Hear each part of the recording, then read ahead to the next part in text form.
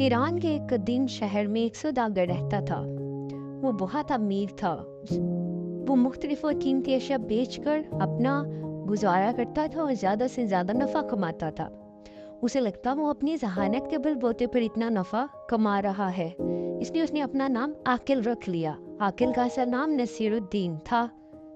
नसीरुद्दीन बहुत लालची सा था। उसे ज़्यादा से ज़्यादा पैसा कमाने का लालच दिन ब दिन बढ़ता जा रहा था। एक दिन वो अपने दोस्त के साथ बैठा बातें कर रहा था और उसके कानों में एक चिड़ी मार की आवाज़ पड़ी।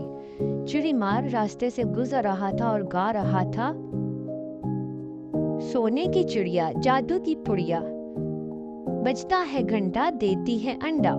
जैसे ही उसने सुना तो उसने अपने दोस्त से रुखसत ली और उसके पीछे पीछे चल दिया। उसने चिड़ी मार को आवाज दी और बोला कि कौन से सोने की चिड़िया है। चिड़ी मार ने उसे एक पिंजरा दिखाया जिसमें गोल्डन कलर की सोने की चिड़िया थी। वो बहुत खुश हुआ। उसे अपनी दादी माँ की एक बात याद आई जो उसकी माँ को हमेशा यही कहती थी, तुम कौन सी सोने की चिड़िया हो जो चले जाओगी अपने महके तो मेरे बेटे को नुकसान हो जाएगा। और उसने सोचा वाकई में सोने की चिड़िया होती है, क्यों ना मैं ये खरीद लूं। उसने वो सोने की चिड़िया उससे लेना चाही, लेकिन उसको थोड़ा सा ख्याल आया कि हो सकता है ये सोने की चिड़िया ना हो।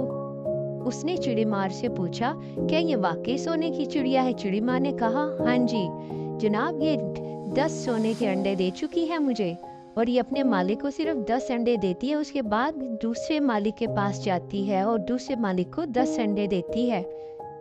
सौदागर ने वो चिड़िया खरीद ली और अपने घर ले आया।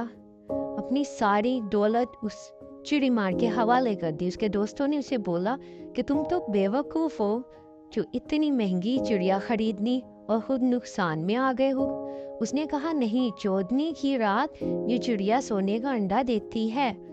जैसे ही 14वीं की रात हुई वो सारी रात इंतजार में बैठा रहा और फिर एकदम उसकी आंख लग गई। जैसे ही उसकी आंख खुली तो देखा कि दिन चढ़ आया और उसने देखा तो पिंजरा खाली था, कोई सोने का अंडा मौजूद नहीं था। सौदागर बहुत परेशान हुआ और उसको यकीन आ गया कि वो बहुत ही लालच में था। उसने क्या किया, उस चिड़िया को पिंजरे से आजाद कर दिया। इस तरह उस सौदागर को उसके बेजाहुद एतमादी और गुरूर और तकब्बुर का बहुत नुकसान उठाना पड़ा। तो प्यारे बच्चों, हमें कभी भी अपनी दौलत पर गुरूर नहीं करना चाहिए। हमेशा अल्लाह ताला की ज़ात पर भरोसा रखना चाहिए।